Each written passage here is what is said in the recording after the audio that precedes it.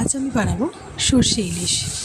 সর্ষে ইলিশ বানানোর জন্য আমি একটা মিডিয়াম সাইজের ইলিশ মাছ নিয়েছিলাম।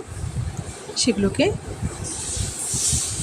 ভালো করে পরিষ্কার করে ধুয়ে কেটে নিয়ে নুন হলুদ মাখিয়ে কিছুক্ষণ রেখে দিতে হবে।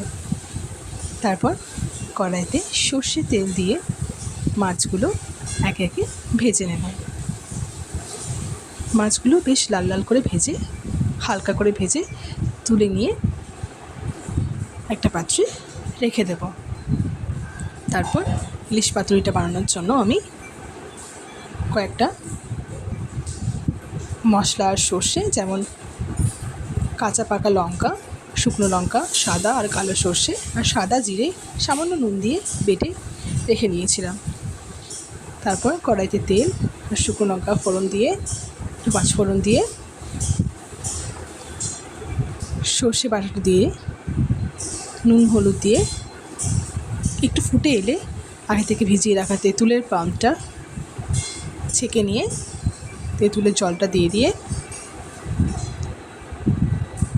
ভেজে রাখা মাছগুলো দিয়ে নেব। তারপর একটু ফুটে এলেই দিয়ে দেব কয়েকটা কাঁচা লঙ্কা আর সর্ষের তেল। তাহলেই রেডি আজকে আমাদের ইলিশ পাতুরি। তো খুব সহজেই বাড়িতে বানিয়ে নিন এইভাবে ইলিশ পাতুরি, আর গরম গরম ভাতের সাথে সার্ভ করুন। এটা খেতে কিন্তু ভীষণ সুন্দর হয়। কেমন লাগলো আজকের রেসিপি অবশ্যই কমেন্ট করে জানাবেন। ভালো লাগলে do like, share and subscribe. সবাই খুব ভালো থাকবেন, সুস্থ থাকবেন।